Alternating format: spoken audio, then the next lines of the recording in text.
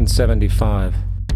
The American Revolutionary War began as the American colonies sought to detach from England and its oppressive monarchy. Though many reasons are cited for the revolution, one in particular sticks out as a prime cause: that King George III of England outlawed the interest-free, independent currency the colonies were producing themselves, in turn forcing them to borrow money from the Central Bank of England, immediately creating economic hardship and despair. In the words of Peter Cooper, former vice president of the New York Board of Currency, after Franklin had explained to the British government as the real cause of prosperity, they immediately passed laws forbidding the payment of taxes in that money. This produced such great inconvenience and misery to the people that it was the principal cause of the Revolution. In 1783, America won its independence from England. However, its battle against the central bank concept and the corrupt, power-hungry mentality associated with it had just begun. So what is a central bank? A central bank is an institution that issues and regulates the currency of an entire nation. Based on historical precedent, the typical powers inherent in central banking practice include the control of interest rates and the expansion and contraction of the money supply itself. Now, the central bank does not simply issue money to the government, it loans it to them with interest. Then, through the mechanisms of increasing and decreasing the supply of money, the central bank essentially regulates the value of the currency issued. It is critical to understand that the entire structure of this system could only produce one thing in the long run: debt. It doesn't take a lot of ingenuity to figure this scam out. For every single dollar produced by both the central bank and its regulated commercial banks is loaned at interest. That means every dollar produced is actually the dollar plus a certain percentage of debt based on that dollar. And since the banking system has the monopoly of the production of the currency, and they loan each dollar out with an immediate debt attached to it, where does the money to pay for the debt come from? It can only come from the banks again, which means the banking system has to perpetually increase its money supply to temporarily cover the outstanding debt created, which, in turn, since that new money is loaned out at interest as well, creates even more debt. The end result of this system is essentially slavery, for it is technically impossible for the government and thus the public to ever come out of the self-generating debt.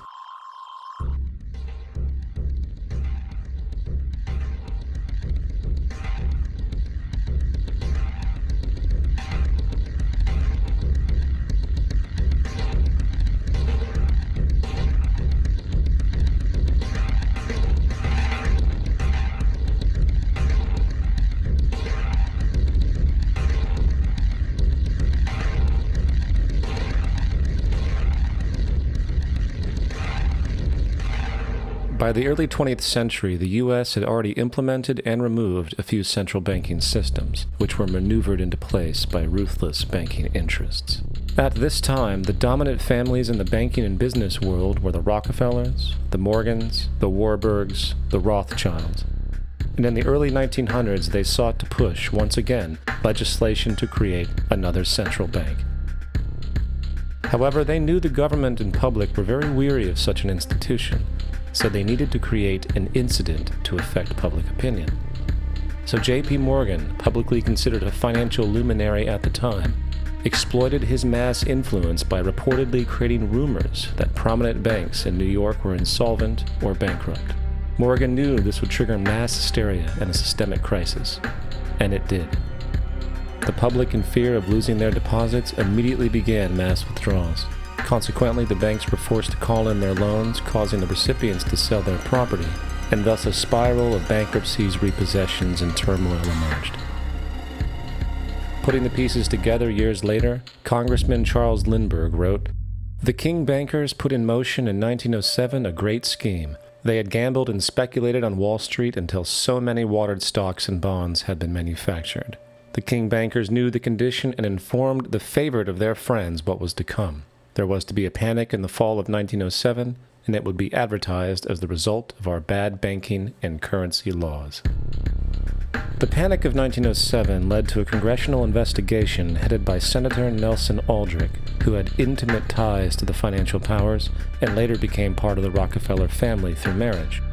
The commission led by Aldrich recommended a central bank should be implemented so a panic like 1907 could never happen again. This was the spark that the bankers needed to initiate their plan. And in 1910, a secret meeting was held at a J.P. Morgan estate on Jekyll Island off the coast of Georgia. It was there that the central banking bill called the Federal Reserve Act was written. This legislation was written by bankers, not lawmakers.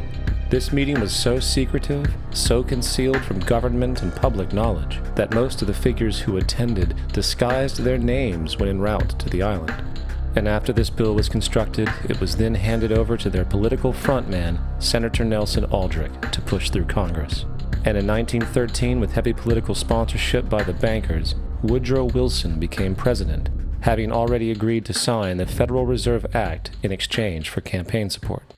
And a few days before Christmas, when much of Congress was at home with their families, the Federal Reserve Act was voted in, and Wilson in turn made it law. The night before its passage, Congressman Charles Lindbergh pleaded, "This act establishes the most gigantic trust on earth. When the President signs this act, the invisible government by the money power will be legalized." Now, the public was told that the Federal Reserve System was an economic stabilizer, and inflation and economic crises were a thing of the past. Well, as history has shown, nothing was further from the truth. The fact is, the bankers now had a streamlined machine for economic manipulation. It's alive! It's alive! It's alive! For example, from 1914 to 1919, the Fed substantially increased the money supply, resulting in extensive loans to small banks and the public. Then, in 1920, the Fed deliberately contracted credit in an extreme way, thus resulting in banks having to call in large numbers of loans, and, just like 1907, bank runs, bankruptcy, and systemic collapse occurred. Numerous competitive banks outside of the Federal Reserve System collapsed, further consolidating the monopoly of the money trust cartel. Privy to this scheme, Congressman Lindbergh pronounced, "Under the Federal Reserve Act, panics are scientifically created. The present panic is the first scientifically created one, worked out as we figure a mathematical equation." However, the panic of 1920 was just a warm-up. From 1921 to 1929, the Fed again increased the money supply, resulting once again in extensive loans to the public and banks. There was also a fairly new type of loan in the stock market, the broker call loan. Very simply, this loan allowed an investor to put down only a fraction of the stock's value, with the rest being loaned from the broker. This method was very popular in the roaring 1920s as everyone seemed to be making money in the market. However, there was a catch to this loan. It could be called in at any time and had to be paid within 24 hours. And the typical result was the selling of the stock purchased with that loan. So, a few months before October in 1929, J.D. Rockefeller, Bernard Baruch, and many other insiders quietly exited the market, knowing the bubble created was about to burst. Then, on October 24, 1929, the financiers who furnished the call loans started calling them in masse. This sparked an instantaneous massive sell-off in the already inflated market, as sell orders and margin calls were systemically triggered. That then led to mass bank runs, eventually collapsing thousands of banks, enabling the large banks to buy up the now failed banks at a discount. But it didn't stop there. Rather than expanding the money supply in order to recover from this economic collapse, the Fed actually contracted it, fueling one of the largest depressions in American history. Outraged, Congressman Louis McFadden, then chairman of the House Banking Committee, filed a petition for impeachment against the Federal Reserve Board, stating, "Mr. Chairman, we have in this country one of the most corrupt institutions the world has ever known. I refer to the Federal Reserve Board and the Federal Reserve Banks. This evil institution has impoverished and ruined the people of the United States and has practically bankrupted our government. It has done this through the defects of the law under which it operates, through the maladministration of that law by the Federal Reserve Board, and through the corrupt practices of the moneyed vultures who control it." Now, having reduced the society to squalor, it was then decided that the gold standard should be removed. In order to do this, they needed to acquire the remaining gold in the system. So, under the pretense of helping to end the Depression, came the 1933 gold seizure. Under the threat of imprisonment for 10 years, everyone in America was required to turn in all gold bullion to the Treasury, essentially robbing the public of what little wealth they had left. And at the end of 1933, the gold standard was abolished. If you look at a dollar bill before 1933, it says it is redeemable in gold. If you look at the dollar bill today, it says it is legal tender, which means it is backed by absolutely nothing. The only thing that gives our money value is the public faith and how much of it is in circulation. Therefore, the power to regulate the money supply is also the power to regulate its value, which is also the power to manipulate and control entire economies.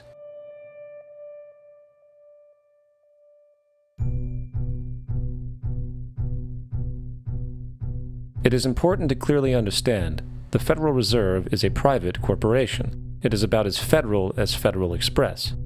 It makes its own policies and is under little regulation by the U.S. government.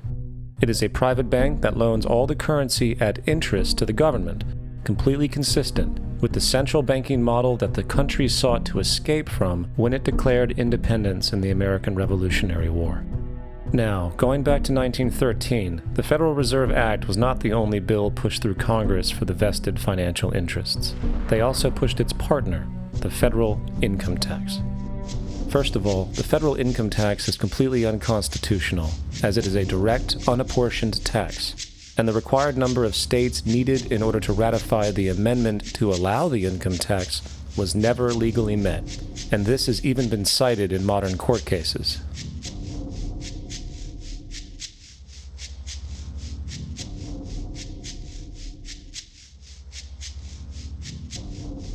Second, at the present day, roughly 25% of the average worker's income is taken from them via this tax. That means you work 3 months out of the year to fulfill this tax obligation. And where does that money go? According to the Grace Commission report of the 1980s, 100% of what is collected is absorbed solely by interest on the federal debt and by federal government contributions to transfer payments. In other words, all individual income tax revenues are gone before 1 nickel is spent on the services which taxpayers expect from their government. Today, the money Americans make working 3 months out of the year goes almost entirely to the interest fees charged for the debt-based fiat currency. The fact is, the federal income tax exists to feed the Federal Reserve federal government money machine, making sure the interest payments are always there. And third, even with the government claim as to the legality of the income tax, there is still evidently no statute, no law in existence that requires you to pay this tax. I really expected that, of course, there's a law that you can point to in the law book, the code, that requires you to file a tax return. Of course there is. I was at that point where I couldn't find the statute that clearly made a person liable, at least not me and most people I know. And I had no choice in my mind except to resign. Based on the research that I did throughout the year 2000 and that I'm still doing, I have not found that law. I've asked Congress, we've asked a lot of people in the IRS commissioners, helpers. They can't answer, because if they answer, the American people are going to know that this whole thing is a fraud. I haven't filed an federal income tax return since I left. I have not filed a tax return since 1999. Now, the control of the economy and the manipulation of society for the vested financial powers is only a part of the game being played. Another level is the business of war. Since the inception of the Federal Reserve in 1913, a number of large and small wars have commenced. The 3 most pronounced might be World War I, World War II, and Vietnam. World War I. In 1914, European wars broke out centered around England and Germany. The American public wanted nothing to do with the war. In turn, President Woodrow Wilson publicly declared neutrality. However, under the surface, evidence now shows that the financial powers behind the administration were looking for any excuse it could to enter it. It is important to understand that one of the most lucrative things that can happen for the bankers is war, for it forces the country to borrow even more money at interest, not to mention the profits generated through the financing of military production. In the words of 2-time Congressional Medal of Honor winner Smedley D. Butler, war is a racket. It always has been. It is possibly the oldest, easily the most profitable, surely the most vicious. It It is the only one international in scope, and it is the only one in which the profits are reckoned in dollars and the losses in lives. Woodrow Wilson's top advisor and mentor was Colonel Edward House, a man found to have intimate connections with the financial interests of the time. In a conversation with Colonel House, Wilson's advisor, and Sir Edward Grey, the Foreign Secretary of England, regarding America and the war, Grey inquired, "What will America do if Germans sink an ocean liner with American passengers on board?" House responded, "I believe that a flame of indignation would sweep the United States, and that by itself would be sufficient to carry us into war." So, on May 7, 1915, a ship called the Lusitania was sent where German military vessels were known to be. And, as likely expected, German U-boats torpedoed the ship, exploding stored munitions, killing 1,200 people. To further understand the obvious anticipation of this setup, the German embassy actually put advertisements in the New York Times telling people that if they boarded the Lusitania, they did so at their own risk, as such a ship sailing from America to England through the war zone would be liable to destruction. In turn, and as anticipated, the sinking of the Lusitania caused a wave of anger among the American population, and America entered the war a short time after. Major General Smedley D. Butler summarizes the monetary reality of World War I.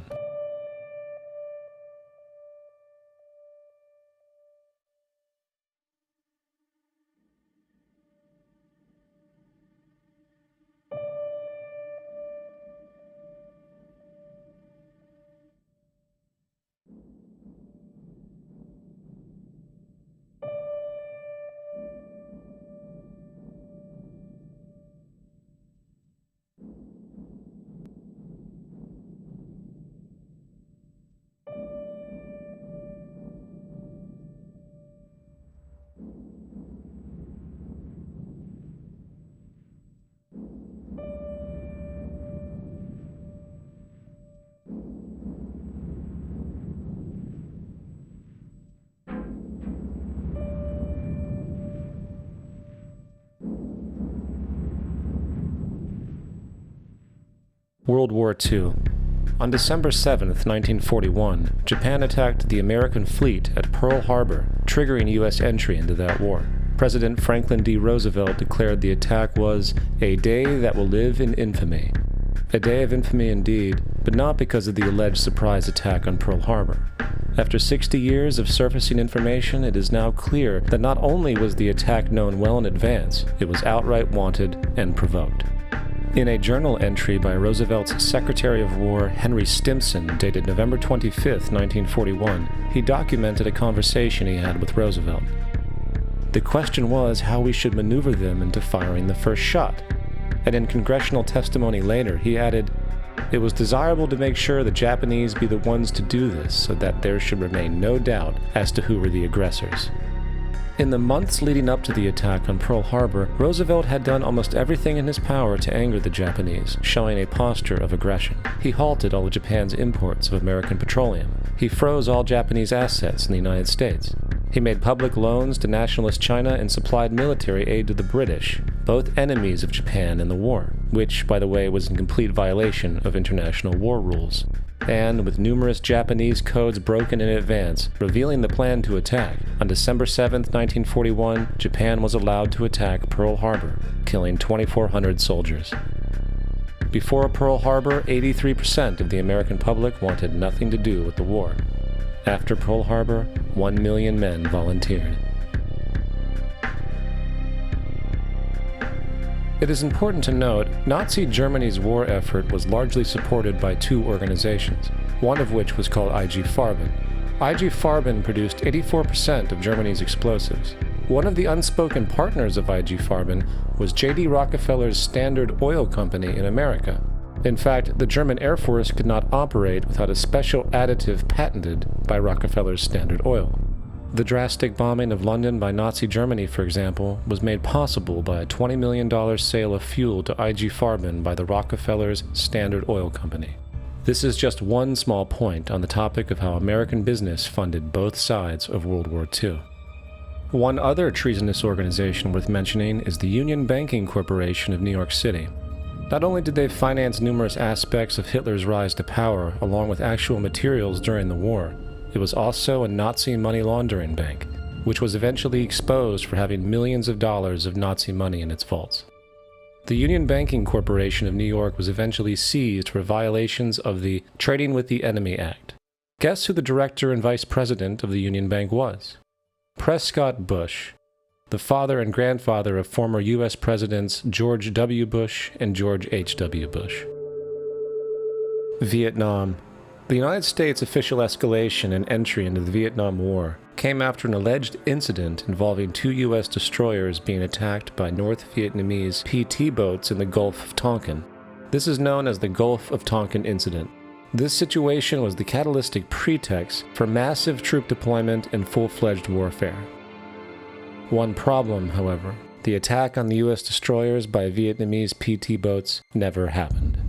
Former Secretary of Defense Robert McNamara stated years later that the Gulf of Tonkin incident was a mistake, while classified documents released years later show that it was a farce, manipulated for the purposes of war.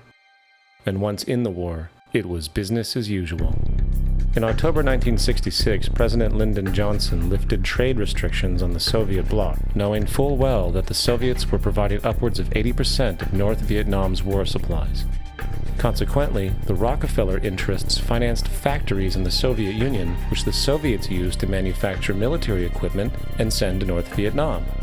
However, the funding of both sides in this conflict was only one side of the coin. In 1985, Vietnam's rules of engagement were declassified. This detailed what American troops were and were not allowed to do in the war. It included such absurdities as North Vietnamese anti-aircraft missile systems could not be bombed until they were known to be operational. No enemy could be pursued once they crossed the border of Laos or Cambodia. And most revealing of all, the most critical strategic targets were not allowed to be attacked unless initiated via high military officials. Apart from these illogical limitations, North Vietnam was informed of these restrictions and therefore could base entire strategies around the limitations of the American forces. This is why the war went on for so long. And the bottom line is this: the Vietnam War was never meant to be won, just sustained. This war for profit and resources resulted in 58,000 American deaths and 3 million dead Vietnamese. So, where are we now? September 11th was the jumpstart for a hegemonic agenda, enabling the possibility of constant global warfare. It was a staged war pretext, no different than the sinking of the Lusitania, the provoking of Pearl Harbor, and the Gulf of Tonkin lie. In fact, if 9/11 wasn't a planned war pretext, it would be an exception to the rule. It has been used to launch 2 unprovoked illegal wars, one against Iraq and the other against Afghanistan. However, 9/11 was a pretext for another war as well. The war against you. The Patriot Act, Homeland Security, the Military Tribunals Act, and other legislations are all completely designed to destroy your civil liberties and protect those in power. Currently in the United States, unannounced to most Americans, your home can be searched without a warrant, without you being home. You can in turn be detained indefinitely with no charges revealed to you, no access to a lawyer, and legally tortured, all under the suspicion that you might be a terrorist. If you need a painted picture of what is happening, let's recognize how history repeats itself. In February 1933, Hitler staged the false flag attack, burning down his own German parliament building, the Reichstag, blaming it on communist terrorists. Within the next few weeks, he passed the Enabling Act, which completely eradicated the German Constitution, destroying people's liberties. He then led a series of preemptive wars, all justified as necessary to maintaining homeland security.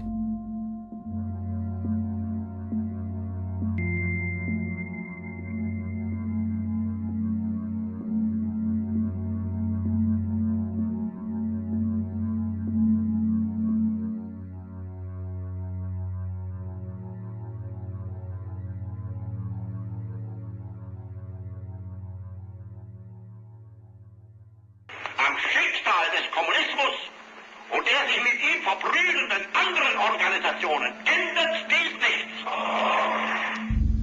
Our enemy is a radical network of terrorists and every government that supports them. It's time to wake up. the people in power go out of their way to make sure you are perpetually misled and manipulated. The majority's perception of reality, especially in the political arena, is not their own. It is shrewdly imposed upon them without them even knowing it. For example, the public at large now believes the invasions of Iraq and the Middle East, along with the resulting instability, are the consequences of political and military mistakes. What the public fails to see, of course, is that the destabilization of the Middle East is exactly what the Western interests want. This war is to be sustained so the region can be divided up, domination of the oil maintained, continual profits reaped for defense contractors, and most obviously, permanent military bases established to be used as launching pads against other oil-bearing, non-conforming countries, such as Iran. For further implication that the civil war and destabilization is purely intentional, in 2005, 2 elite British SAS officers were arrested by Iraqi police after being caught driving around in their car, shooting at civilians while dressed up as Arabs. After being arrested and taken to a jail in Basra, the British Army immediately demanded release of these men. When the Basra government refused, British tanks came in and physically broke out the men from the Basra prison. If you wish to destroy an area, how do you do it?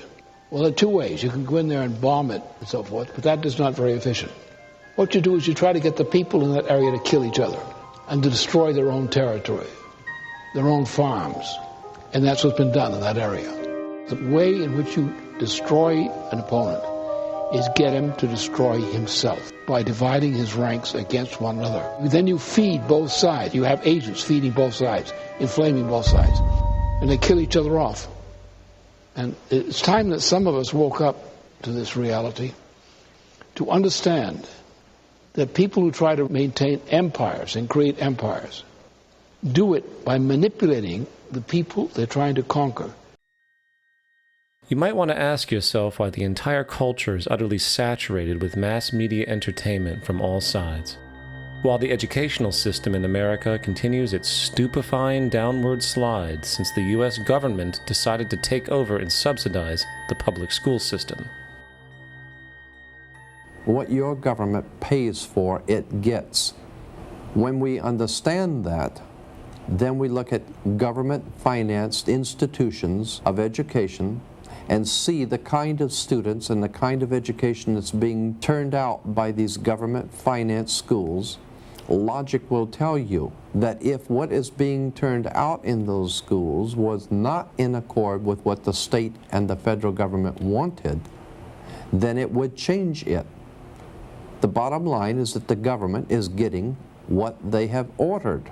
They do not want your children to be educated. They do not want you to think too much.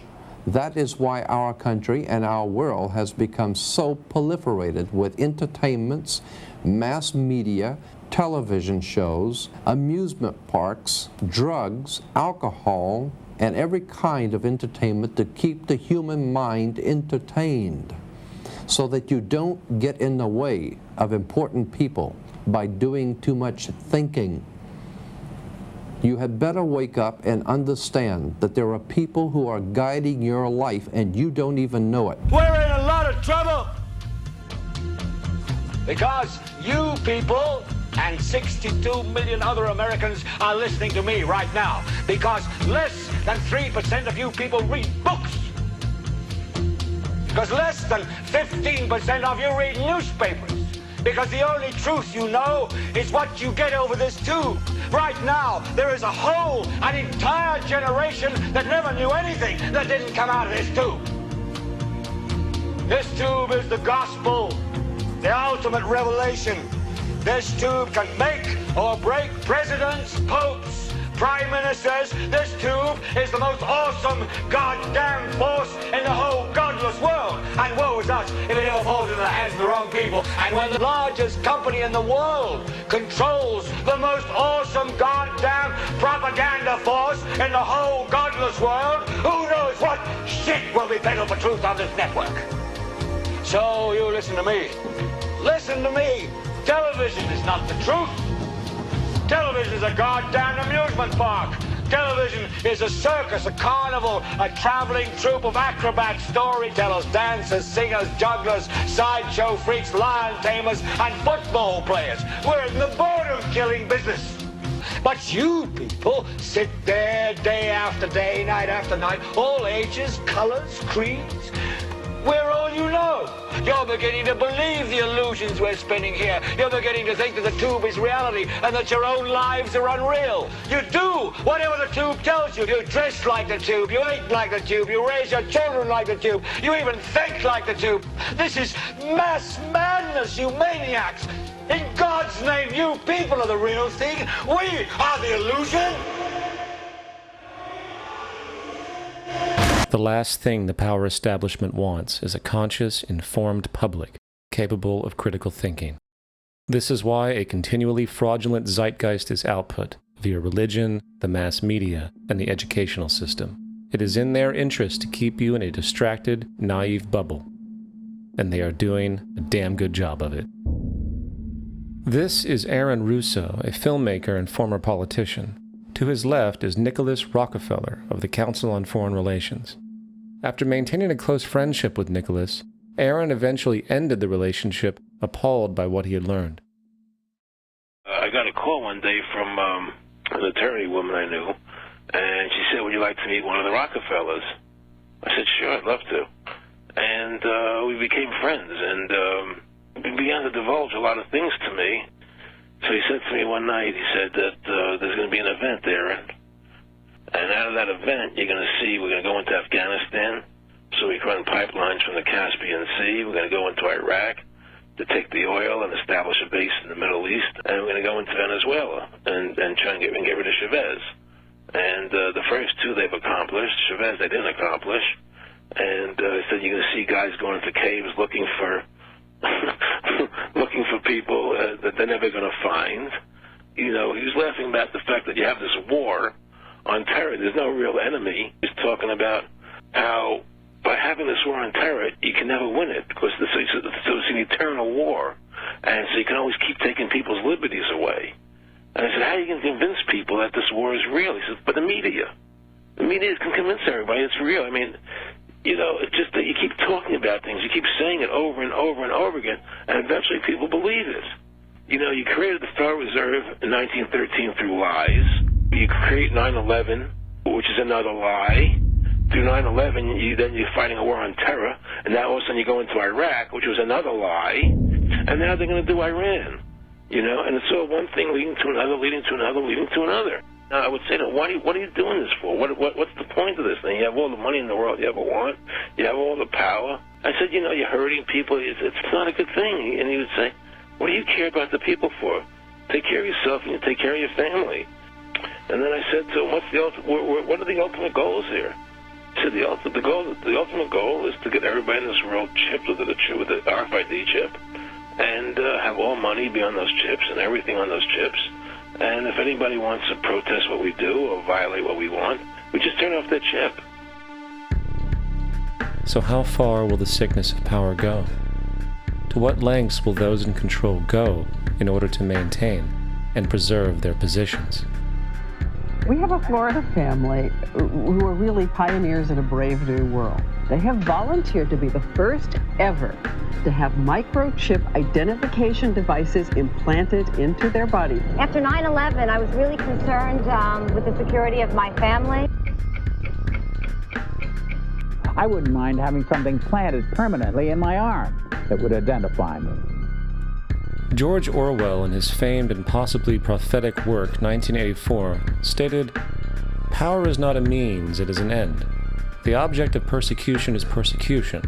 The object of torture is torture. The object of power is power." Today, symptoms of a surveillance society continue to grow, as irrational fears of invisible enemies, coupled with rising economic instability, spread across the globe. It is under this guise of security that we can foreshadow a world where everyone is tracked, everyone is on camera, and everyone is subordinated. The most incredible aspect of all, such totalitarianism would likely not be forced upon the people, rather the people will demand it. For the social manipulation of society through the generation of fear and division has completely inhibited the culture. Religion, patriotism, race, wealth, class, and every other form of arbitrary separatist identification and thus conceit has served to create a controlled population, utterly malleable in the hands of the few. Divide and conquer is the motto, and as long as people continue to see themselves as separate from everything else, they lend themselves to being completely enslaved. However, if the people ever realize the truth of their relationship to nature, and the truth of their personal power to effect change, the entire manufactured zeitgeist that's preyed upon would collapse like a house of cards.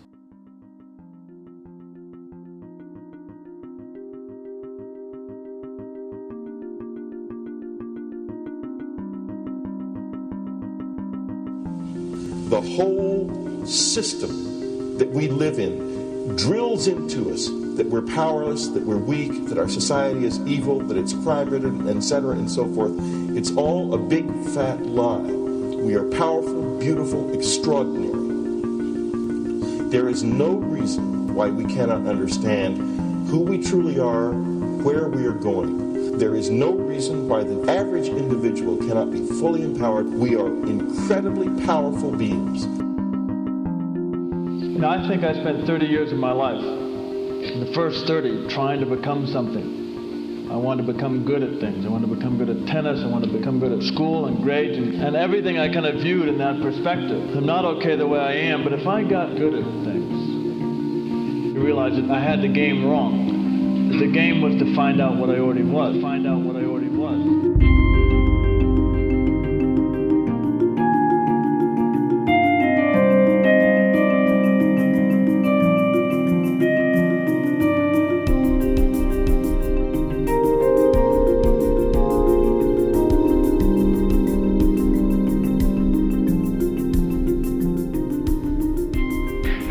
Culture, we've been trained for individual differences to stand out. So you look at each person, immediately it is brighter, dumber, older, younger, richer, poorer, and we make all these dimensional distinctions, put them in categories and treat them that way. And we get so that we only see others as separate from ourselves in the ways in which they're separate. And one of the dramatic characteristics of experience is being with another person and suddenly seeing the ways in which they are like you, not different from you, and experiencing the fact that which is essence in you and which is essence in me is indeed one. The understanding that there is no other. It is all one. And I wasn't born Richard Alpert, I was just born as a human being, and then I learned this whole business of who I am and whether I'm good or bad or achieving or not, all that's learned along the way.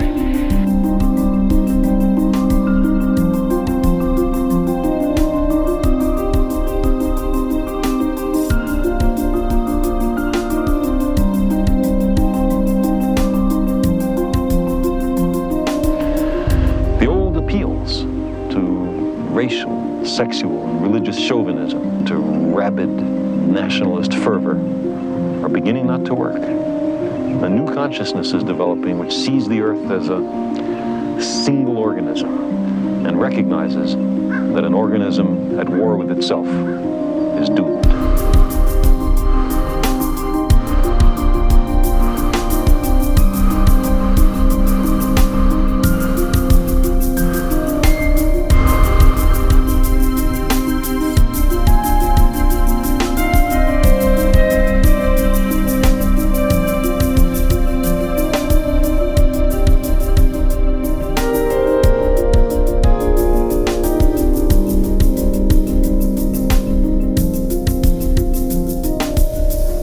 Bill Hicks used to finish his shows with this. Life's like a ride in an amusement park. And when you go on it, you think it's real, because that's how powerful our minds are. And the ride goes up and down and round and round. It has thrills and chills, and it's very brightly colored. And it's very loud, and it's fun for a while. Some have been on the ride for a long time, and they begin to question, is this real, or is this just a ride? And other people have remembered, and they come back to us and they say, hey, don't worry. Don't be afraid ever. Because this is just a ride. And we kill those people. Shut him up. I've got a lot invested in this ride. Shut him up. Look at my furrows of worry. Look at my big bank account and my family. This has to be real. It's just a ride. But we'll kill those good guys who try and tell us that. You ever notice that? And let the demons run amok? But it doesn't matter, because it's just a ride, and we can change it anytime we want. It's only a choice. No effort, no work, no job, no savings of money. Just a choice right now between fear and love.